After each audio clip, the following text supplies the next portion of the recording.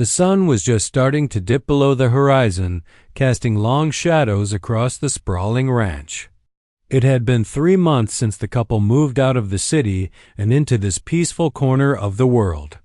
The husband, a retired builder with calloused hands and a love for fixing things, spent most of his days outdoors, mending fences or tinkering with old machinery. His wife, on the other hand, preferred staying indoors, working quietly at her laptop. To their neighbors, she seemed like any other suburban homemaker, polite but reserved, always quick to wave hello when passing by. But there was more to her than met the eye. Unbeknownst to everyone around them, she wasn't just another face. In the neighborhood, she worked undercover for the FBI. Her job involved tracking down cybercriminals who thought they could hide behind computer screens. For years, she juggled 2 lives, one as a dedicated agent and the other as a loving partner trying to keep things normal at home. Moving to the ranch felt like a fresh start, a chance to escape the chaos of city life. Or so they thought. Their new home came with its own set of challenges, though. Almost immediately after unpacking boxes, they noticed someone watching them closely, a woman who introduced herself as part of the Homeowners Association, HOA. She wore designer sunglasses perched on top of perfectly styled hair and carried a clipboard like it was some kind of badge of authority. Everyone called her Karen, not because that was her real name, but because it fit the stereotype too well. Karen ruled the HOA with an iron fist, enforcing even the smallest rules with relentless determination. From day one, she made it clear she didn't approve of how the couple ran their property. Their windmill? An eyesore. The rustic wooden gate? Too country for the neighborhood aesthetic. Even the chickens clucking happily in their coop were deemed inappropriate. Every visit from Karen ended the same way, with her leaving a passive-aggressive note stuck to their front door, or sending yet another email reminding them of the HOA guidelines. At first, the couple tried to brush it off. They figured if they ignored her complaints, she'd eventually lose interest. But Karen wasn't the type to give up easily. If anything, her persistence only grew stronger. One afternoon, while the husband was hammering away at a loose fence post near the edge of their land, he spotted her hovering nearby again. This time, she wasn't alone. She'd brought reinforcements. 2 other members of the HOA stood awkwardly beside her, nodding along as she pointed dramatically toward the windmill towering over the field. He sighed, wiping sweat from his brow. "What now?" he muttered under his breath before walking over to greet them. Karen wasted no time getting straight to the point. "That windmill has got to go," she declared, crossing her arms. "It's disrupting the view for everyone else." "Disrupting the view?" he repeated, raising an eyebrow. "It's literally powering our house. You want us to switch back to fossil fuels?" Her lips pressed into a thin line, clearly annoyed by his sarcasm. "There are regulations about structures like these," she snapped. "And frankly, your entire setup here is unconventional. Unconventional." That was code for not good enough in Karen's vocabulary. He bit back a retort and instead promised to look into the matter, knowing full well nothing would change. As far as he was concerned, their ranch was their sanctuary, and no amount of clipboard-wielding interference was going to take that away. Little did they know, Karen wasn't done fighting. What started as petty disagreements over landscaping choices was about to spiral into something much bigger and much stranger. None of them realized just how far Karen would go to prove her point, or how badly it would all backfire. Because what Karen didn't know, what no one in the neighborhood suspected, was that beneath the surface of this quiet, unassuming couple lay secrets that could turn her little vendetta upside down. And soon, she'd learn exactly why messing with them might have been the worst mistake of her life. The tension between the couple and Karen had been simmering for weeks, but no one could have predicted how far things would escalate. It all started on a quiet evening when the husband was out running errands in town, leaving his wife alone at the ranch. She decided to spend the evening catching up on some work in the barn, which had been converted into a cozy office space. The soft glow of her laptop screen lit up the wooden walls as she typed away, completely absorbed in her task. Meanwhile, Karen was stewing at home.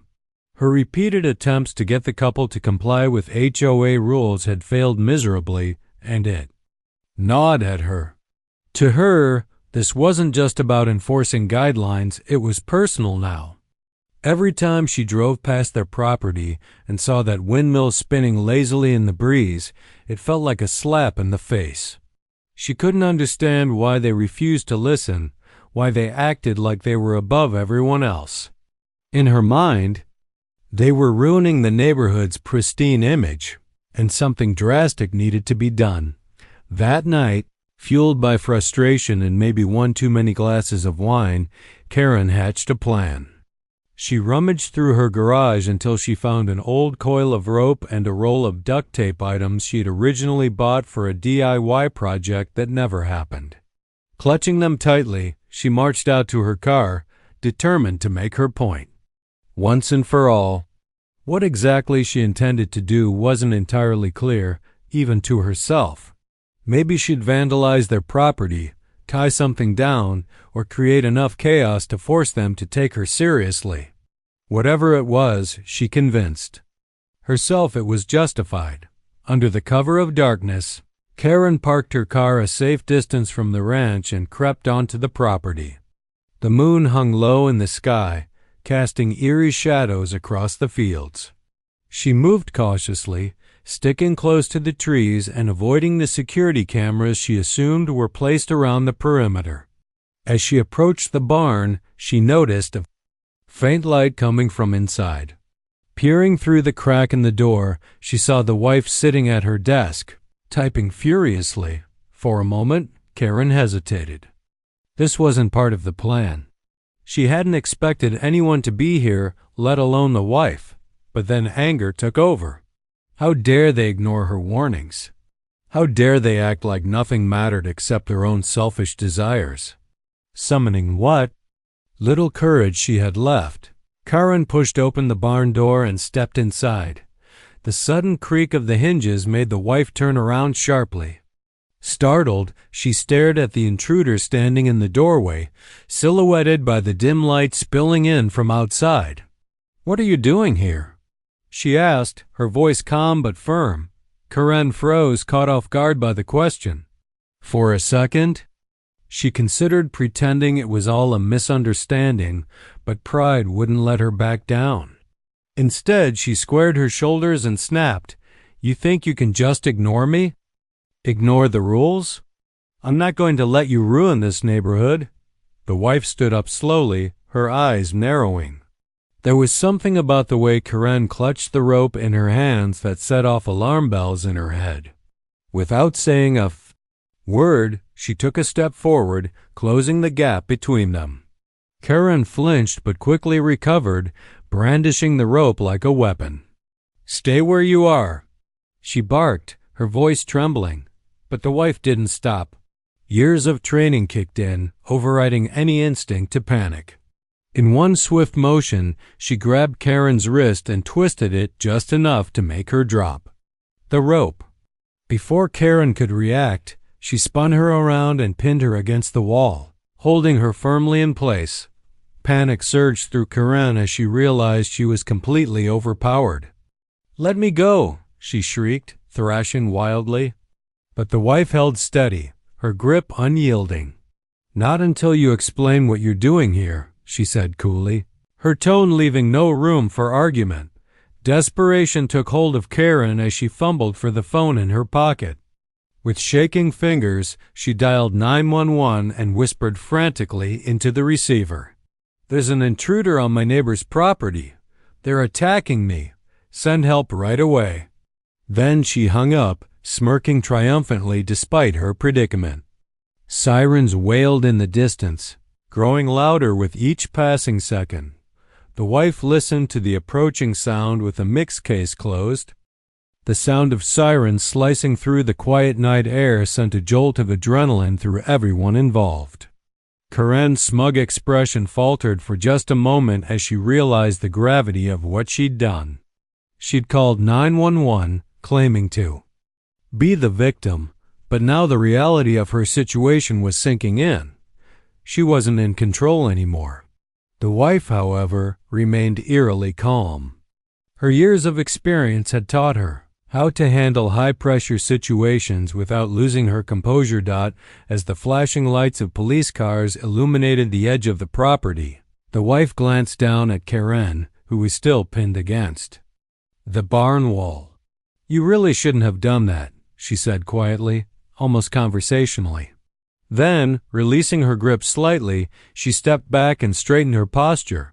Karen stumbled forward, rubbing her wrist where the wife's fingers had pressed into it. For a split second, she considered making a run for it, but the sight of two uniformed officers stepping out of their vehicle stopped her cold. Instead, she pointed an accusing finger at the wife. "She attacked me," Karen shouted, her voice shrill with panic. "I came here to talk about the windmill, and she went crazy." One of the officers raised a hand to calm her down. "Ma'am, please wait over there while we get the full story," he instructed, gesturing toward the side of the barn. Karen hesitated but eventually shuffled off, muttering under her breath about injustice and unfair treatment. Meanwhile, the wife approached the officers with a composed demeanor. She knew this moment could either unravel everything or diffuse the situation entirely. Taking a deep breath, she leaned in slightly and whispered, "I'm with the FBI. Let me explain what happened." She discreetly flashed her badge, ensuring only the officers could see it.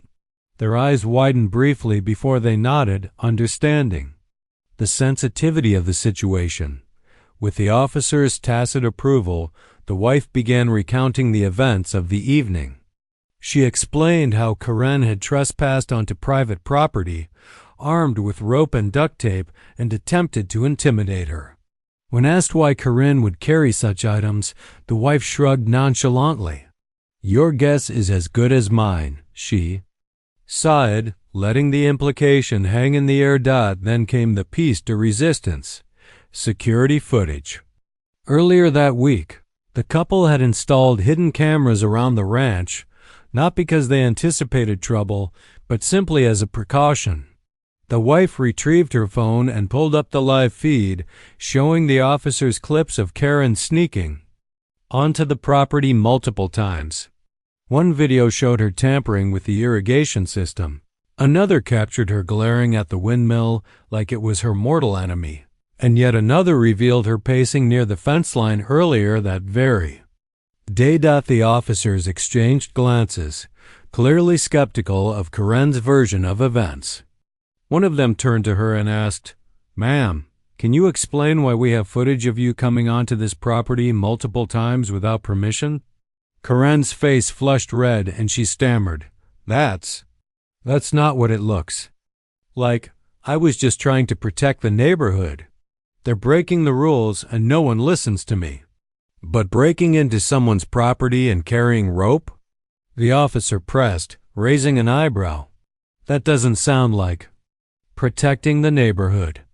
Realizing she was cornered, Karen doubled down on her accusations. "This is all fake. She planted those cameras to frame me. And look at her, she's not even scared. She must be some kind of criminal mastermind." Her voice rose to a near hysterical pitch, drawing curious glances from the second officer who was jotting notes on his clipboard. The wife didn't flinch. Instead, she calmly interjected, "Officer, if you'd like, I can show you more evidence.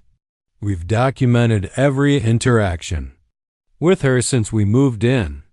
Emails, notes left on our door, even recordings of her yelling at us during HOA meetings. She's been harassing us for weeks, and tonight she crossed a line."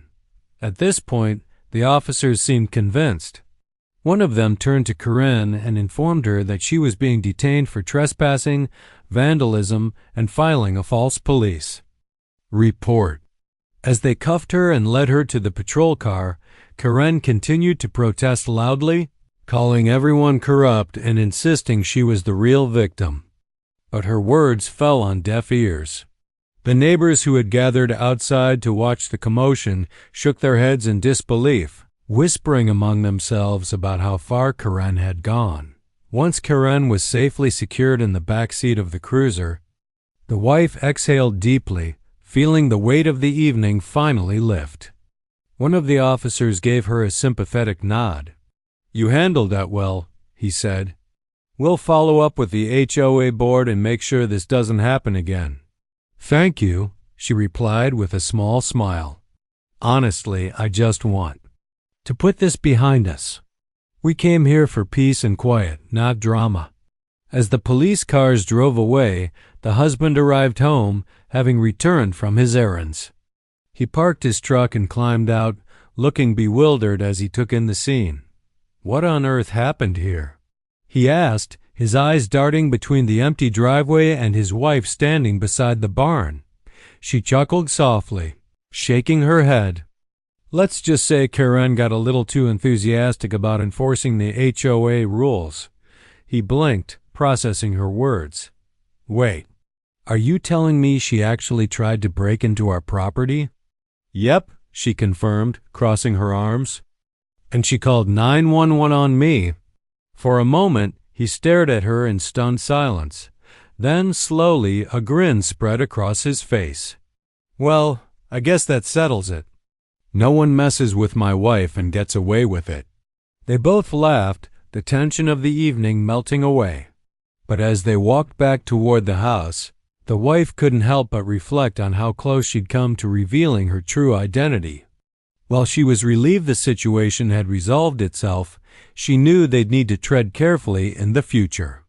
After all, living undercover meant constantly balancing truth and secrecy, and sometimes the line between the two blurred more than she'd like. Still, for now, they were safe. And as the stars twinkled above their ranch, they allowed themselves a rare moment of gratitude for each other, for their home, and for the fact that, despite everything, life always found a way to surprise them. The next morning, the neighborhood buzzed like a beehive. Word of what happened spread faster than anyone could have anticipated. Neighbors who had previously kept to themselves suddenly found excuses to linger in driveways or chat over fences. Everyone wanted to know the details, what really went down at the couple's ranch. Was Corinne telling the truth, or was she as unhinged as some suspected? By midday, the local coffee shop became ground zero for gossip. A group of women sat huddled around a table, sipping lattes and swapping theories. One of them leaned in conspiratorially. "I heard she tried to tie the wife up with rope," she whispered, wide-eyed. Another shook her head. "No way, that sounds insane. But honestly, knowing Corinne, I wouldn't put it past her." Not everyone took Corinne's side, though. Some neighbors admitted they'd grown tired of her constant nitpicking and rule enforcing. "She's always been dramatic," one man said as he watered his lawn. "But this takes it to a whole new level." Despite the chatter, no one dared visit the couple directly, not yet, anyway. They were still figuring out how much to share and how to navigate the fallout. After all, while they didn't want to stir the pot further, they also couldn't ignore the fact that Karen's actions had disrupted their peace. A few days later, the HOA scheduled an emergency meeting to address the situation. The husband and wife decided to attend, knowing it was better to face the music head-on rather than let rumors spiral out of control. When they walked into the community center where the meeting was being held, all eyes turned to them. Whispers rippled through the room, but they ignored it, taking seats near the back. The atmosphere was tense. Chairs squeaked against the floor as people shifted uncomfortably, unsure of what to expect. Finally, the HOA president, a soft-spoken Older man named Bill cleared his throat and called the meeting to order. "We're here today to discuss recent events," he began cautiously, clearly avoiding specifics, "and to figure out how we can move forward as a community." Almost immediately, hands shot up. One woman stood up, visibly agitated. "I think we need stricter rules about trespassing," she declared. "If someone feels the need to go onto another person's property, there should be consequences." Another neighbor chimed in, "But what about Karen? She says she was only trying to protect the neighborhood. Shouldn't we hear her side?" This sparked a heated debate. Half the room sided with Karen, arguing that the couple's windmill and chickens violated HOA guidelines and deserved scrutiny. The other half believed Karen had gone too far and should face repercussions for her behavior. Voices grew louder, tempers flared, and soon the meeting felt less like a discussion and more like a shouting match.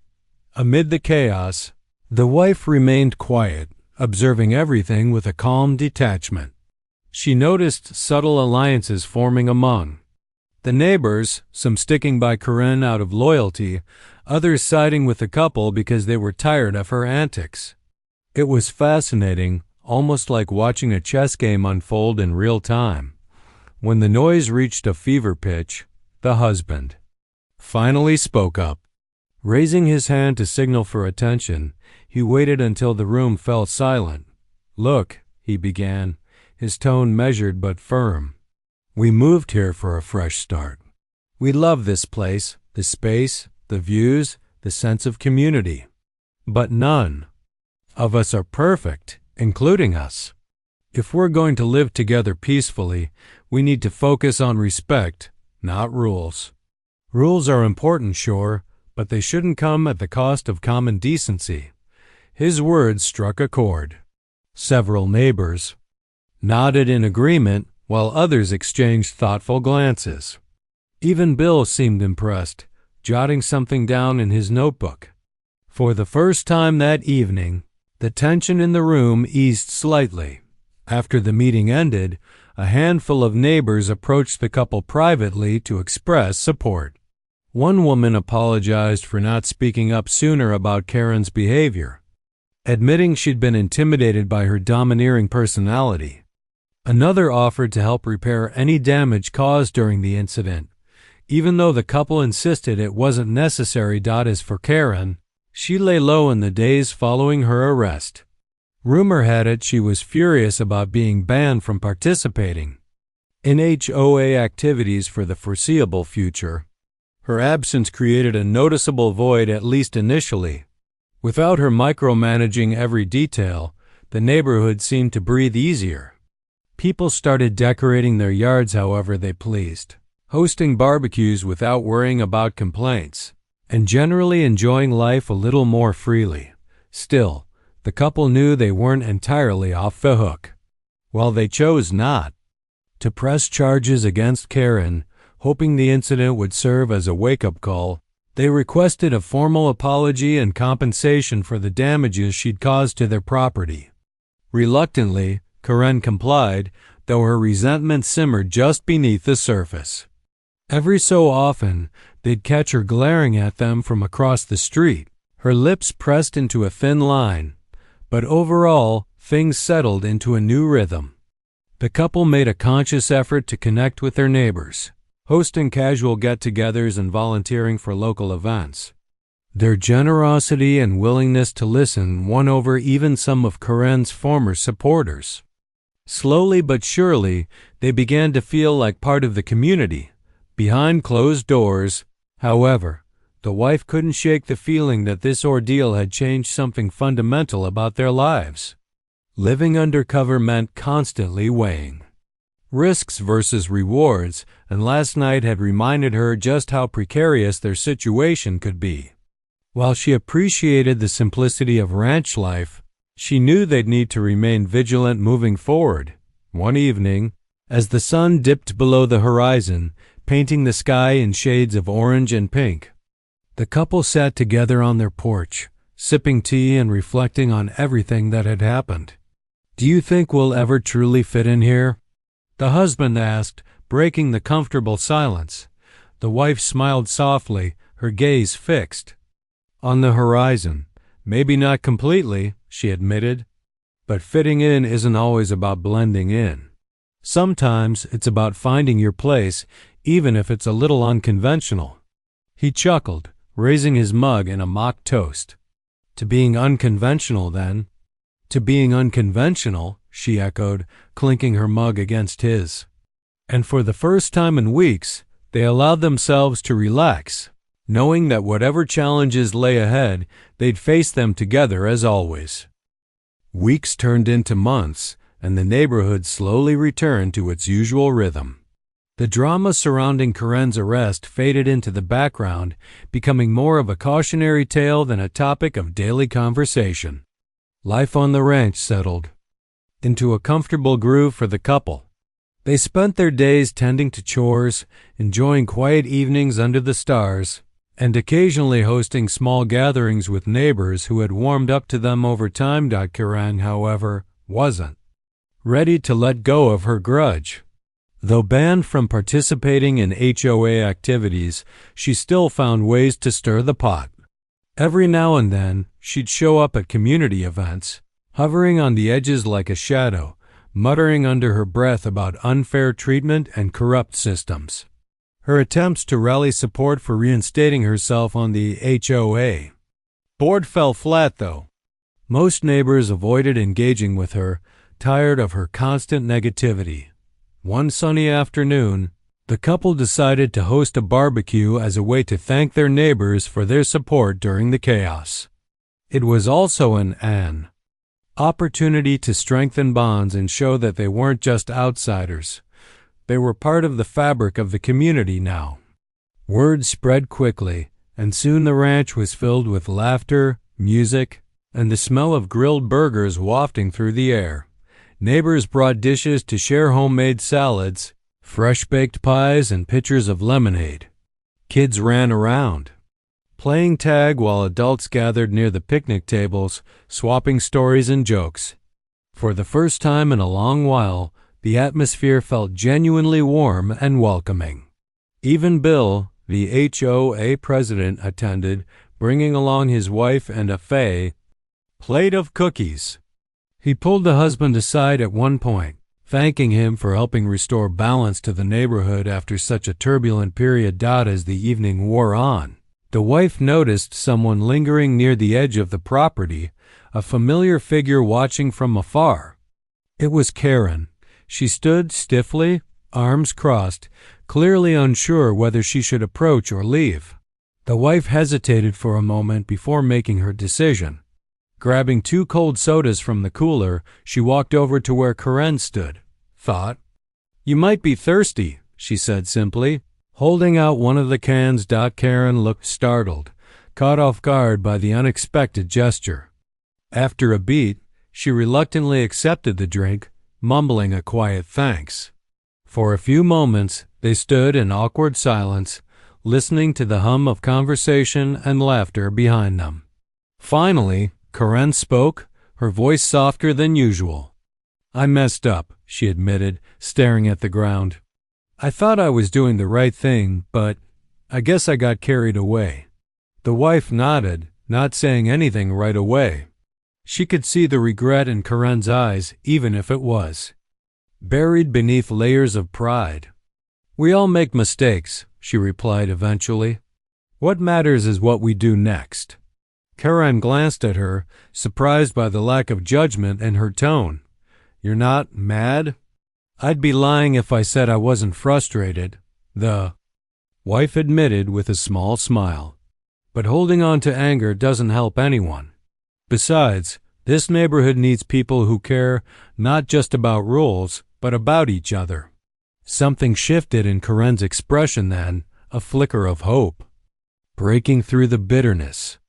"Do you think, maybe someday, they'll forgive me?" she asked hesitantly. "They already have," the wife said gently. "But it's up to you to rebuild trust. Start small. Be kind. Show them you've changed." With that, she turned and headed back toward the party, leaving Karen standing there, clutching the soda can and lost in thought.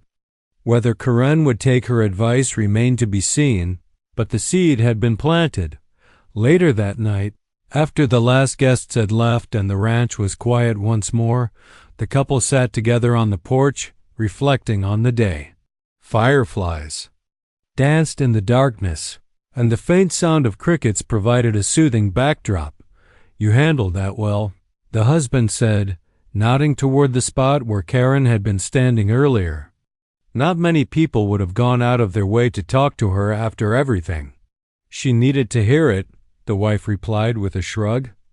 "Holding grudges doesn't fix anything. If we want this place to feel like home, we have to choose kindness, even when it's hard." He smiled, reaching over to squeeze her hand. "You know, I never thought I'd say this, but I think we might actually belong here." She laughed softly, leaning into him. "Yeah, me neither. But maybe belonging isn't about being perfect. Maybe it's about showing up, flaws and all, and finding people who accept you anyway." They sat like that for a while, soaking in the peace of the moment. Despite the challenges they'd faced and those that undoubtedly lay ahead, they felt a deep sense of gratitude. Moving to the ranch hadn't been without its complications, but it had given them something invaluable, a chance to start over, to build connections, and to create a life rooted in authenticity. In the distance, the windmill spun lazily in the breeze, a symbol of resilience and adaptability. It had weathered storms before, just as they had, and it would continue to stand tall no matter what came next. As the stars twinkled above, casting a gentle glow over the land, the couple knew they were exactly where they were meant to be, for now, and hopefully for a long time to come.